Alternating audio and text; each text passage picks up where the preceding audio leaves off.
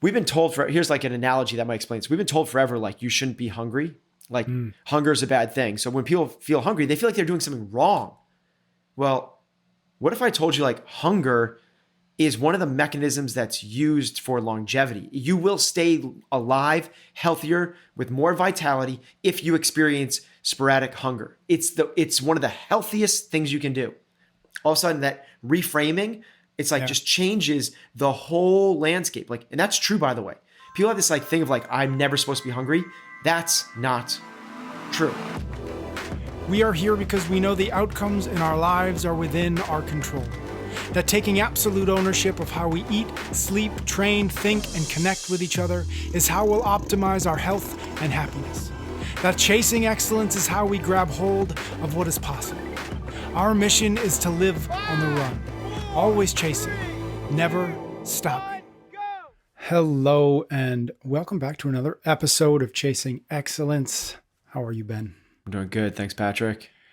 We are diving into our 2-minute drill. 2-minute drill, for those folks who don't know, is when I dive into my Instagram DMs, where listeners of all sorts have sent us lots of really good questions. And I pull apart and pull out some of the really good ones, some of the stuff that certainly is within the realm of things we talk about, but often probably not enough to quite do a full episode on. So our goal here is to kind of get through 10 or 12 of these questions with the goal of 2 minutes or so, which is why we call it 2-minute drill. Are you ready? I'm ready. Let's do it. First one. If you could add new movements and remove some other movements within CrossFit, what would they be? And it wasn't specified games or training, so I'll let you kind of play around with whatever answer you might got. Okay. So I'll start with the add, and I don't know if there's any remove, but I'll start with add. And I think that something that everybody could add in their repertoire a little bit more of their training is more horizontal rowing movements. So you think about like the kind of different major kind of planes of motion that our body does. And, there's obviously pressing and pulling. There's also pulling and pressing with the lower body as well. If you think about like all the different things that we do, like every sort of lower body pushing is squatting. Any sort of lower body pulling is like pulling off the ground, like Olympic lifts or deadlifts. Any sort of upper body pushing is like push up, bench press, ring dip, overhead press, jerk, handstand push up.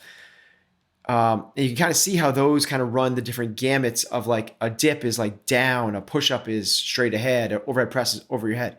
When we think about that in terms of rowing movements, you have the same thing from down to up in terms of the Olympic lifting or summative high pulls. You certainly have plenty of the overhead with jerks, presses, handstand push-ups. With pulling movements. So you with pull-ups and chest to bar and things like that. The thing that we kind of miss a little bit is that horizontal pulling motion. So it shows up just as rowing. I mean, rowing is the only place it actually does show up. And it's a really important kind of plane of action for the health of your shoulder and, good looking back. So I would, so it'd be an accessory movement. I would not put it in for Metcons for time because it'd be a strict, dumbbell bent over row. I think that everyone should be incorporating that type of movement, whether it's a double or it could be a barbell, but more horizontal pulling. So torso comes down to almost parallel to the ground, and then you pull your elbows back behind you. It's exactly like a ring row would work as well. It's almost the opposite of a push-up. So that's what I think everyone could add in. And then from a competitive standpoint, I would love to see running in the open. Like, gosh, I would love to see running in the open. And they can do it for sure. They've done 30-foot walking lunges plenty of times, and handstand walking in lunges, meaning that people need that much distance to be able to cover horizontally. You could bring a really, really nasty workout with 30-foot shuttle sprints in it. Yeah, I was going to say shuttle sprints, right? Yeah, exactly. So you can imagine a workout something like super simple, 2 dumbbell snatches. So right arm, left arm, shuttle down, shuttle back. 4 dumbbell snatches, 4 shuttles. You could see the sequence and you go 6, 6, 8, 8, AMRAP 10. And it would be just like this phenomenal, you'd be able to get running in the open. Totally measurable, totally fair. So I would love to see that. And then at the games level, I would love to see a few things. One being more change of direction. So the basic gist of it would be maybe a little bit more athleticism, but like it'd be boring to watch, but like they've done broad jump before. That's not really change of direction. But that's the other thing they could incorporate more is like relative power. Every sort of time that we see power displayed, most of the time it's done with absolute. So how much weight can you lift through an Olympic lift? And very rarely is it relative, meaning like explosive to your relative to your body weight. So think like max vertical jump, max broad jump, things like that. And then change of direction stuff as well. So like think of like 5'10" agility, pro agility is like you're changing direction really fast. I think those things would be really, really cool. Maybe another one would be, which I'm actually surprised they haven't done, is non-alternating pistols. So let's see people do 20 reps on one side without switching legs. Every single time we've seen pistols forever, we have never not seen that. It's always been alternating. And I think you're missing a massive component. Plus, it makes judging so much easier because you see the lockout before the foot hits the ground. It's a better test, in my opinion. Like a much just better because it actually involves the balance that we want to see in a pistol. I was going to say, is it also the endurance of it? Like, can you do 10, 15, 20 on one leg, straight? Yeah, I just think it's like similar as like dumbbell snatches. We have not yet to see like just stay on one side for a little bit. Yep. And it always just gives this kind of like, it doesn't to me test quite as much the capacity of kind of the bilateral aspect of left, right. If you kind of always get to move, it's easier. I mean, frankly, it's easier. From a stamina, from a endurance perspective, you could argue easier in terms of work capacity. Yep. And then you sort of alluded that you might not have any, but remove anything popped into your head to remove? I don't know if what I'd like to see gone is that paddle at the games. Like, gosh, like every single year or if you're going to bring out the paddle, like it's just crazy to me that we haven't varied away from that thing. I get it. They were expensive or whatever it is. You had to buy all these things. And so you want to use them year in year, but like combine it with something else. Like how many times have we seen swim paddle? I think we've seen swim paddle 4 times at the CrossFit Games. Like do swim clean and jerk, do swim. Like last year's swim event was awesome at the pool. Love it. And if you want to bring the paddle back, but then have people jump on C2 bikes when they get back in and then jump back out. Like enough of that combination. Got it. All right.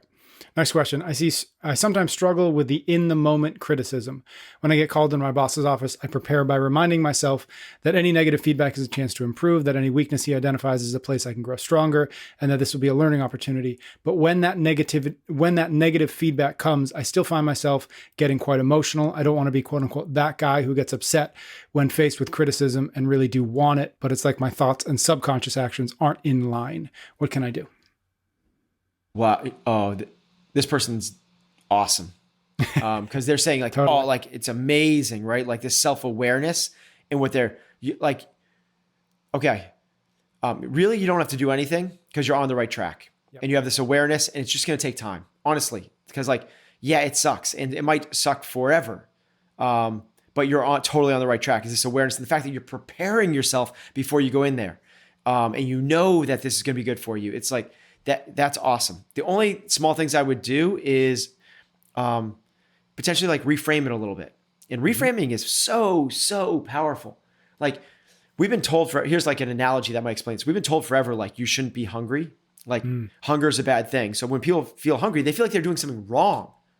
Well, what if I told you like hunger is one of the mechanisms that's used for longevity. You will stay alive, healthier, with more vitality if you experience sporadic hunger. It's one of the healthiest things you can do. All of a sudden that reframing, it's like just changes the whole landscape. Like, and that's true, by the way. People have this like thing of like, I'm never supposed to be hungry. That's not true. So reframe hunger. Now reframe, what you said is, I love it. When you go and your boss is going to give you, and you said the words you said in there, I think was like negative feedback. Was that a word? Something like that. Yep. Yeah. I think actually, it's not negative feedback. Yep. Yeah. It's not negative feedback. It's advice. So don't even think of it as feedback. It's not even feedback. It's simply advice. Boss is calling you in and he's going to give you some advice. Now, advice, it's different. It's not about the past, which is what feedback is. Advice is about the future. Mm-hmm. And it's simply that reframing of like, instead of these are the things you did wrong, it's like, hey, these are the things you could mold and kind of shift and think about going forward. And that little bit of reframing goes a long way.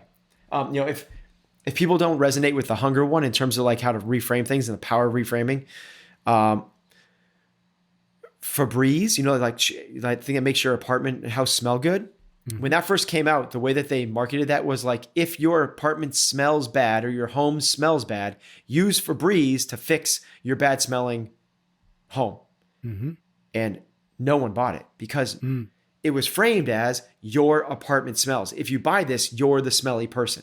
Mm-hmm. And they reframed it as the product didn't change at all. All they did was reframe the marketing to be, this is the reward after you clean up. So if you are a clean person, this is the little like little bow tie you put on the end. This is the bow you put on the box when you're done wrapping it. When you're all done with your neatness, this is the reward you get, is this fresh smelling. And all of a sudden it's like one of like the most popular consumer products in the history of the 20th century. Yeah, I don't know if this is exactly the same thing, but as you were saying that, what popped in my head is Red Bull. And one of the things that, Red Bull obviously is wildly successful, but one of the things that they were able to lean into in the early days was the idea that if it tastes this bad, it must be working or it must be very effective, right? And so there's something about that reframe where it's like, I'm not doing this because it tastes good. And like, that's what I'm doing it for a purpose. I'm doing it so that I can go, ski down the mountain. And that in and of itself is kind of a useful reframe too. Absolutely. Yeah. There's so much power in the way that it's perspective, right? It's the way you view the world. And so just kind of tie it all back. Instead of feedback, just look at it as advice. Yep, love that. And other than that, like you're doing it. Like this girl is totally doing it. It's amazing. So on the right direction. That self-awareness is so powerful. Because honestly, awareness, and the person said like in their subconscious, they're using all the right words. Mm-hmm. The awareness and subconscious are diametrically opposed. You can't, awareness will melt the subconscious. It will melt the ego. Now it doesn't do it. It's not like putting it in the microwave and the iceberg melts. It's like taking an iceberg and putting it in Montana. It's it might take decades for it to melt. How do you find balance between chasing and relaxing? I'm a student athlete, a track and field runner, and am dealing with quite a bit of anxiety, especially from school. I'm passionate about school and running, but I find myself constantly checking that I'm being productive, which makes it very hard to relax or be with friends. How can I find free time without feeling like I am not chasing excellence? We've gotten this question a lot, and it's so cool that this is who our audience is. I think it's amazing that this is the people are like such hard chargers that they're like, and you and I we've both shared that we struggle with this. We have a hard time sitting down watching a movie because like, what am I doing? I'm completely wasting the precious minutes that I have in my life. And I would answer it the same way I answered the previous one, is the way you frame it. And you have to look at it as though you're not being productive. What you're doing is, and you speak it to a lot of this in other episodes, the power of stillness, the power of solitude, the power of intentionally detaching to create the space necessary so that when it is time to go, you can go. So, the most famous case of this is Bill Gates takes a 7 to 10 day trip every single year to literally just walk in the woods and read books, just like think week, just like totally detach. And it's the way he frames it. He's not being lazy. He's not being productive. He's not putting off the important stuff. He's using this to to charge the battery so that he can fire on all cylinders, that he can. And I've seen this, people that don't do things like this and don't, entrepreneurs, it's called a clarity break. There's a lot of different forms that this takes, whether it's 15 minutes in the morning, in the middle of the day, or the evening. A lot of times that's done with journaling or meditation or something of the sort. Other people do it for an hour a day or an hour a week. Other people might do a 2 or 3 hour a break once a week. Other people might do a day a quarter, or you do what Bill Gates does is you take a week a year. I don't think there's a right or wrong to it at all. But I do think it's massively important to figure out what it works for you. I'll share the way I do, and maybe you, Patrick, can do yours, but I do it every single morning. I am kind of religious with I used to call it my morning routine, and what I'm finding is it's my daily routine. Just like so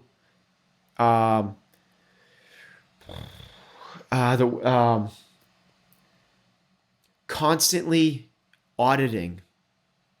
And the auditing is the right word. It's not, people say like Kobe Bryant popularized edit your life. It's not edit your life. Edit is like going back and like fixing, this was a comma, it's supposed to be a semicolon. That's what editing is.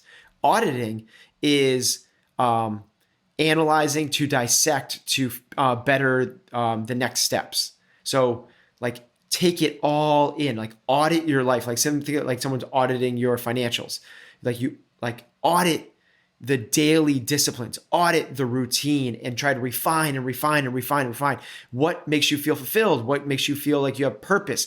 What drains you? Like what, and not in the moment, but like when you look back at it retroactively.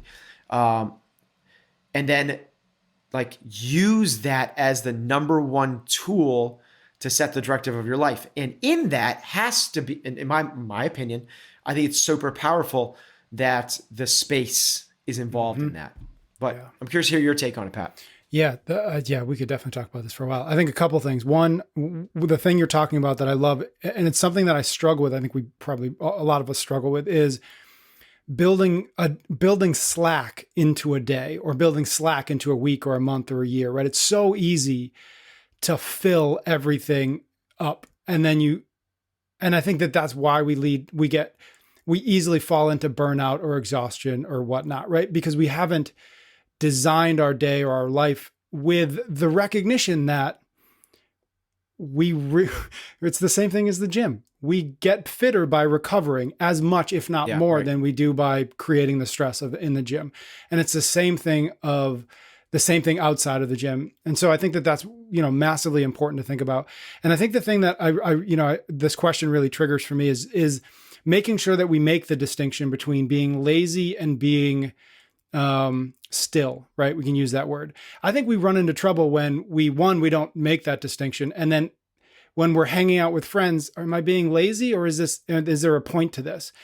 And if we're not intentional about it, we talk about being intentional, all the time, then it's easy to be lazy, right? It's easy to say, okay, I'm just going to sit here for 30 minutes and do nothing. Or I'm going to sit here and read this book. I'm going to have a conversation with a friend, whatever. And so I also think that that's an important distinction. And then just to answer your question about kind of how I do it, I've struggled with it since having kids, because kids take up a lot of the slack that, you used to have before. But one thing that I've found kind of consistently works well for me is, when I'm putting one of the kids down to sleep, oftentimes it's 15 minutes of quiet in a dark room. And I try to use those moments to do the kind of reflection you're talking about. Simply because that tends to be where I got 15 or 20 minutes. I can't leave. I can't go do work. I can't do something else. So that I find, at least most of the time, I can kind of take advantage of that space and that time to do the sort of work we're talking about. Yeah, I love that. I love the intentionality. The intentionality is the big part for me, what you pointed to. That right there, for the person that answered this question, should be the answer. Like if you're doing this intentionally, like right on you, like this is like, go for the walk in the woods. You're not being lazy. Like sit on that chair in your living room and just like chill for a little, like that's okay. Like Netflix, like if that's what it is for you, if you need to, whatever it is. But I think it'd be really cool, Pat. We should do like a designing your day, a designing your life type episode. I think it'd be really cool. I'll make a list. I'll make a note of that. Okay. Next question. About 2 weeks ago, I tweaked something in my back doing deadlifts. I got x-rays and the doctor said it was nothing more than a herniated disc. Aside from biking, benching, and pressing, what kinds of movements would you have an athlete do during their recovery from this? And I have just a follow-up question. When I read that, I was like, nothing more than a herniated disc. When I hear that, I think, well, that's actually something. Is a herniated disc not relatively serious? Because it doesn't seem like it, at least in the context of the question. So I'm just curious about that too. I think they've been popularized as something that's pretty massive. Most herniated discs will heal themselves with time. Okay. Now I'm not a doctor. I'm certainly not a spine doctor. But that's from I had a back injury. I had a back fusion. I know a lot of people that have had herniated discs, myself included. I know a lot of people that have had dissectomies, which is basically fixing a herniated disc. Mine was not. Mine was basically degenerative disc disease. They call it disease. I don't know why they call it a disease. It's just like I got injured in high school and then the juice ran out of the disc and there's bone on bone. So there wasn't much else to do except kind of fuse it together. Yeah, a herniated disc can be just a herniated disc, but it also could be something really big that a simple procedure called dissectomy can fix. Now, that's outside the scope of this question. Yeah. And we're doing a really good job of butchering the 2 minutes. I was just looking at the clock too. We're terrible. All right, so I'll do this one quick then. Okay, movements to do with a back injury, and this person's right to ask this because it's the most limiting. Like you hurt your big toe, no big deal. You hurt your wrist, you hurt your knee, you hurt your ankle, you hurt your shoulder. You got a lot left. You hurt your back, not a lot left. Here's the things that coming back from my back injury, my back spinal fusion. The first things that I was able to incorporate were just what this question they were talking about. It's a bench, it's the strict press, but strict pull-ups work really, really well for if you have the strength. Biking, if you can do it, it's not everybody, but biking works. Even walking helps a lot. But then the best movement that I started incorporating was walking lunges. I would, and it's actually, to take it back, eventually got to walking lunges. In the beginning, it was step back, reverse lunges, holding on to something, part of the rig in the gym, your table, something else. Because your spine, unlike a squat where your pelvis tips under potentially and causes a butt wink in a lot of bad positions, especially for a herniated disc, in a lunge, because it's that your back stays much, much more neutral, but yet you are bringing yourself through bilaterally, one side at a time, through the complete range of motion of a squat. So it's a really, really good movement to incorporate in. It's something I recommend really early on for a lot of people coming back from back injuries. The next ones would be sled pulling. Sled pulling is great. You put the strap around your waist. It's below your legs, and you go for pull. You go super, super heavy, not using your back, or you go light and long and get some really good cardio in. And then to that point, you could also do belt squats. Mm-hmm. So a weight dip belt, stand between two plyo boxes, strap two 70-pound kettlebells to it, and you can. It's kind of like they're called belt squats, and there's a machine for it, but you don't need the machine. Got it. Love it. Okay, now we're going to speed up. We're going to speed up these questions. We're going to start talking much faster. Yes. How much time should I realistically expect to be preparing food in a week if I want to eat clean? How frequently should I expect to make trips to the grocery store?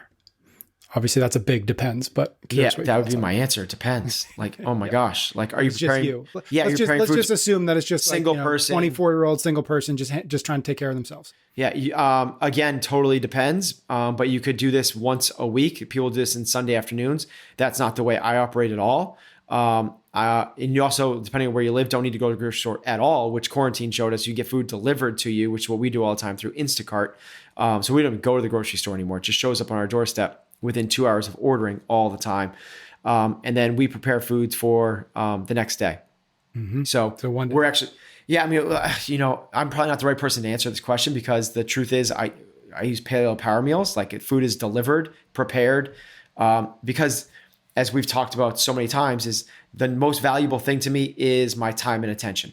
Yeah. And if I'm spending time and giving attention to preparing food when I could be doing that with name 3 dozen other things that to me are more valuable to spend my time, it's not a matter of cost at that point because I'm buying my time and attention. Yeah. So I think it's super valuable to, and again, if you like the food, I wouldn't do it if I didn't like it. But that's where I would go. Otherwise, I would say, if I was single and doing this on my own, I could do this in 30 minutes a night, between the ordering online and preparing food for the next day. I would just, my answer is I would cook dinner. I would cook 2 dinners, and that next dinner is my lunch the next morning. Yep. Love that. No such Yeah, thing as lunch the next morning. There's no such thing as breakfast. Breakfast is not a real meal. love that.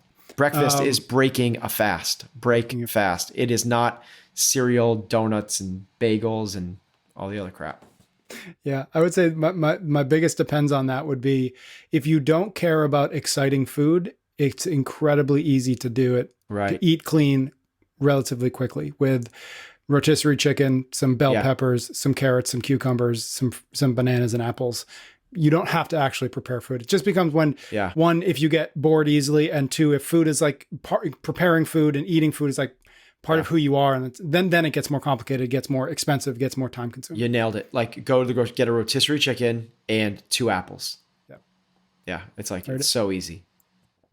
Do you think it's possible to open a successful affiliate, a CrossFit affiliate, as a part-time venture, meaning you have a full-time job and you work the affiliate before and after work? You'd have to define what success is. And I think success means different things to different people. Love that. So if you mean stay in business, yes, you can do that. I would create some very, very, very low expectations for the affiliate. So I would want to be paying, very, very little in rent, because the other side of that, can you have a thriving business? If that's different than successful. Do you have a thriving business that is, and to me, a thriving business is one where you don't have to worry about the financials. The owner doesn't have to worry about day-to-day operations and has a phenomenal reputation amongst the community. That's not just customers, a phenomenal reputation amongst the community. And you can define community however you want. In CrossFit, maybe it's amongst the entire CrossFit community. Maybe it's in your local neighborhood or surrounding towns. But those would be that to me is what thriving is. And to do that on a part-time basis, no, you cannot. Yeah. No, definitely not. Yeah. I love what you said first, just define success. Because if success is just like, I want it to be open so that it can be here versus I want it eventually to be what I do full time. Those are different roads and probably different demands. Next one. I'm a sports medical physician and L1 CrossFit coach. In the preventative point of view, we take functional sports into our family physician's practice. So we integrate personal trainers into our medical prescriptions, and he puts that in quotes. Amazing. Why, on the other side, don't gyms and affiliates integrate a physician into their lifestyle prescriptions? Because there's not enough of you out there. That's why.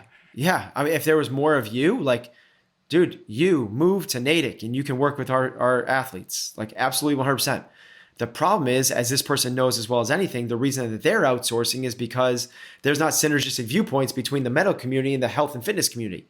In fact, most medical professionals are out there to help fix sick people. Like that's what the medical community is set up to do. What the fitness and health perspective is to keep people from getting sick. And it's kind of like, well, if it didn't work out, let's send them to the doctor. Those two things, this person is awesome, like dialed. It should be working together. And there really shouldn't be that much difference between the two. It should be essentially like, hey, you do your general physical preparedness, but you also play your sport and see your specific sport coach. It should be the same type of thing, right? It's like you do this GPP thing, but then you have your medical coach. And it's just not as, we're going to get there. I just think that we're probably about a decade away from it, where these things start to overlap, where,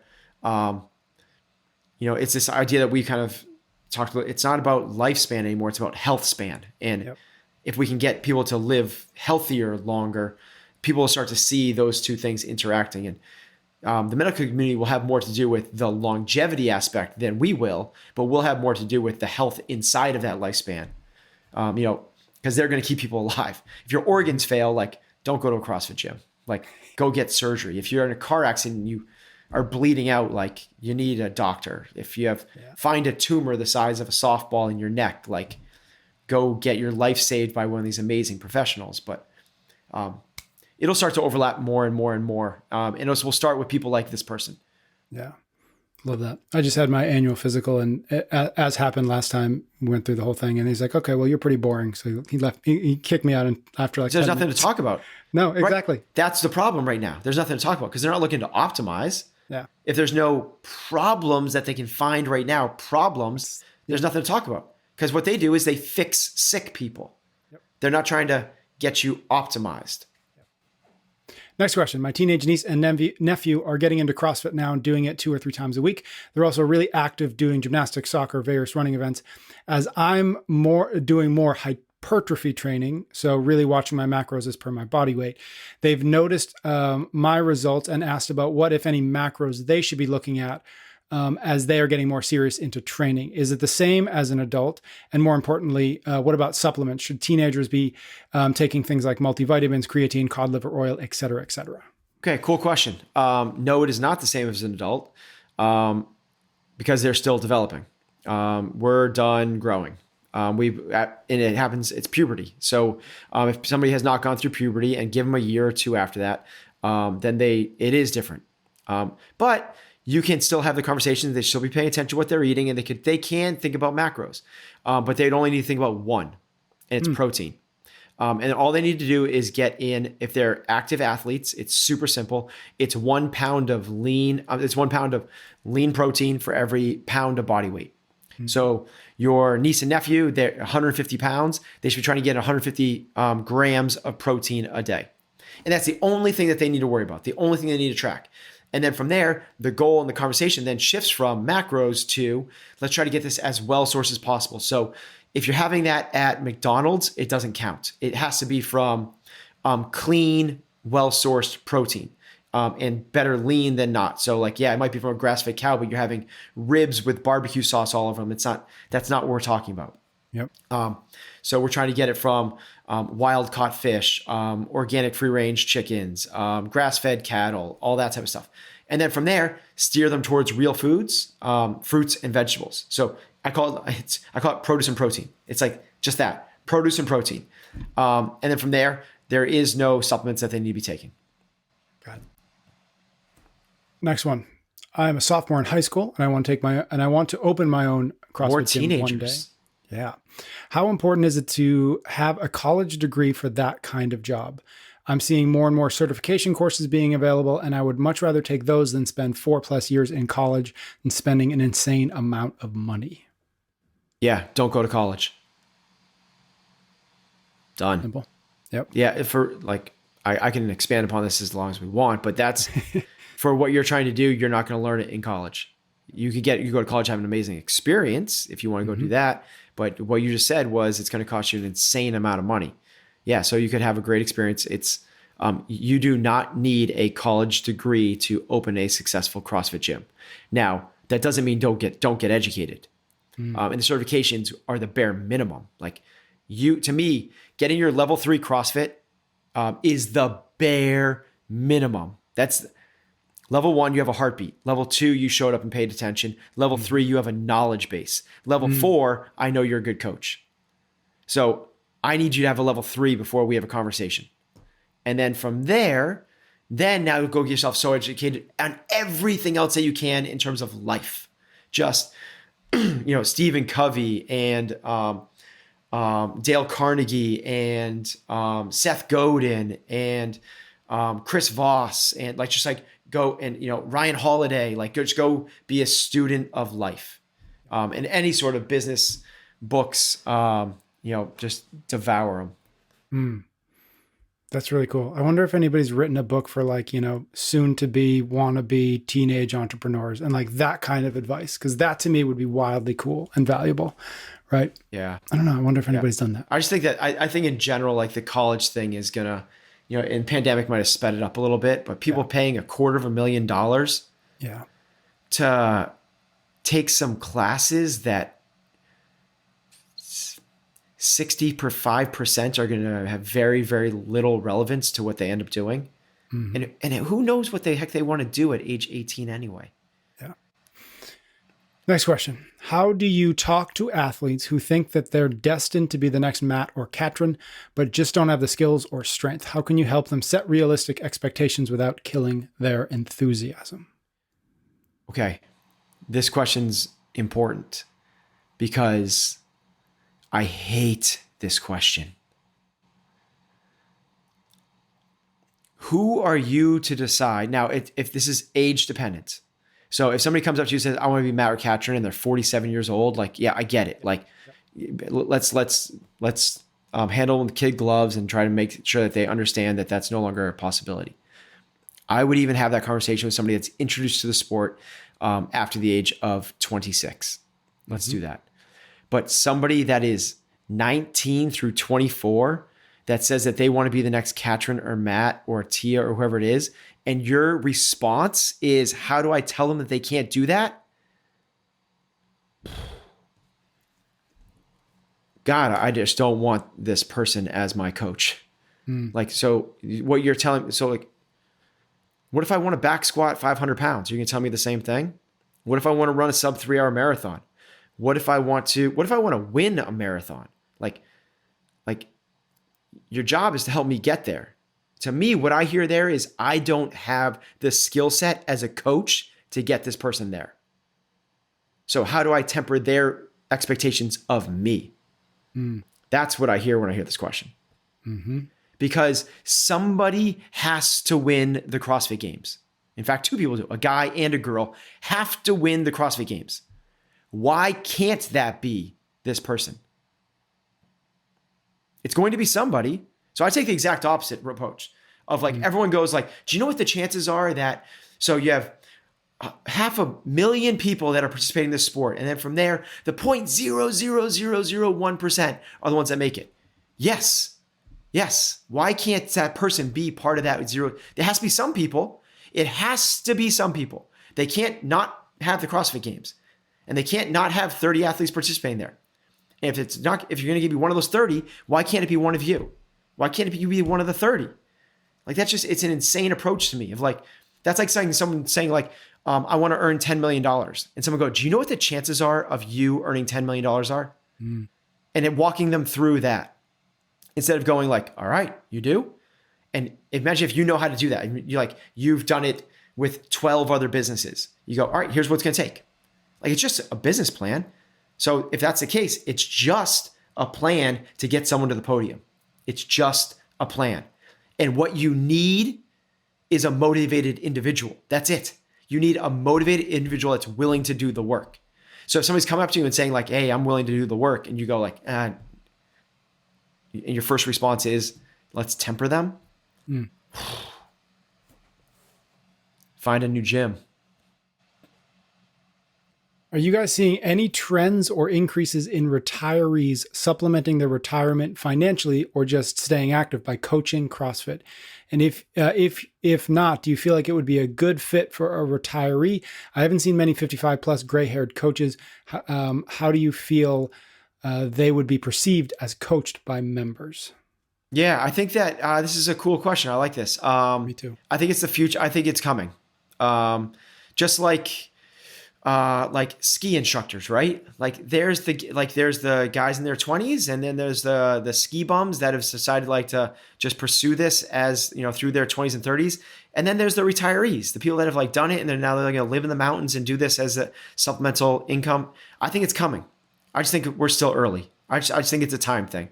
The sport started with kind of like this group. It didn't start with kids, and it didn't start with oldies. It started with Greg Glassman coaching a bunch of 20-somethings. Yep. That's the way it started. But then it's having this, the edges of the bell-shaped curve are just getting a little bit fatter and fatter and fatter. And we're seeing in our gym, like we have 50-year-olds in our gym that are coaches. They don't coach at our gym. They coach at other gyms, but we have them. So it's happening. Love that.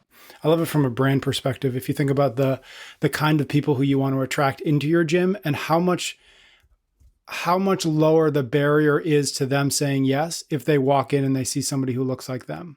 And that's across the board. That's if I'm a 40-year-old woman and I see another woman roughly in the same group and she's coaching it, suddenly it means this place could be for me. If they hired somebody, if that person is representing the business and the brand and that person looks like me, well, man, there's a good chance that I could belong here. Yeah, absolutely. Right. Whereas when I walk in there and I see a fleet of 24-year-old tattooed guys and girls and I'm 52, oh, is this place for me? Did I make a mistake? Did I walk into a place that I shouldn't walk into? So just the perception of it, I think is wild, could be wildly valuable for gyms. I think people underestimate that aspect, Patrick. And I know you don't. You speak to this a lot about with your own, your functional branding side of things. It's like, do I belong here? I just really think that do I belong here is the goal of marketing. And to the goal in marketing and operations are completely overlap. So, because who you hire for your coaching is a marketing play, and you speak to this like there is no edges to what marketing is. And I use the example like a few years ago, man, it was probably like 10 years ago now, but I got into very short-lived shooting, like a gun, like a pistol. I remember that. Didn't you lock your gun in a safe and then lost? I forgot. And Matt Fraser had to. I had to bring it to Matt Fraser's house in Vermont, and he had to open it for me with a power tool. Oh, that's amazing. So that's how we knew I got part of the story. Oh yeah. So I like locked it in a safe, and but when I did that, I was like searching, and like you can see what these companies want to do. And honestly, we're experiencing the comp trend right now. Yeah. So when I would go to like look at a website about like a shooting school or something like that, if I saw a bunch of like guys in tactical gear that were jacked up, with all like the scopes, and you could tell that they were like dialed, and I was like, well, that's not for me. Yeah. Like it doesn't matter if it's like what the text says. It's because the imagery is like, I am not them. So important. If I saw a bunch of dudes in t-shirts and jeans, in dad jeans of all shapes and sizes, that look like me in the imagery, I'm like, oh, that's for me. And that's the course I would go to. And it's what we're kind of working through with CompTrain right now. Is CompTrain is not just for Katrin and Cole and Chandler. It is not, but that's all that we have imagery of. Yep. So because people do it, they look at it and they go, that's really cool. Like there's no doubting that, just like these tactical guys, but that's not me. And it's one of the things that we have to be cognizant of and moving forward as well. Love that. Next question. Got two more. I'm coming back from an overuse injury, not CrossFit related. I overtrained for a marathon, unknowingly causing a femoral stress fracture. It has taken me almost a year to get back to a place where I can start impact and weight training again. I've only been able to swim for fitness so far. However, I'm a bit scared to start training again. I don't want to get re-injured. You talk a lot about pain versus discomfort. How can you tell the difference between pain from injury and discomfort from pushing yourself? If it's orthopedic, it's pain. So if it's a joint, if it's a bone, if it's even like like a strained muscle, if it's like nervy type stuff, if it's your neck, if it's your head, if it's range of motion related, that's all pain. Discomfort is this is hard and I don't want to keep doing this. Yeah. That's the difference. You are not supposed to push through pain at the amateur, recreational, pursuing health level. You're moving backwards, period. Professional athletes push through pain. It's their job. We had an elite athlete roll their ankle on a trail run. They haven't missed a training session or a set yet. They work through that. Regular athletes, no, you don't work through that. Like you work around it. And this person, I respect that they took a year off to recover from it, and now they're looking to get back into it. A stress fracture in your femur, you can do more than just swimming. You can do pull-ups, you can do push-ups, you can do bench press. There's plenty of stuff that can be had there without, and you're training then. And training, around helps speed up recovery. Not training through. I'm not saying go and do squats. I'm not saying go and do box jumps. I'm not saying go and keep running. I'm not saying train through. I'm saying train around. Train around pain, not through it. Got it. Last question we've got. I love this question. Are the CrossFit Games events generally harder than training sessions? Or do the training sessions leading up to the games make the events themselves feel relatively okay? Yeah, They make them feel relatively okay, honestly. These guys train incredibly hard. The games is lower volume than they do in training. They train with higher volume than they experience at the games. The games generally is between 2 and 4 workouts a day. Our athletes do more than that. And the training is really hard. Now, the difference is we cannot replicate in training the psychological effects of competing.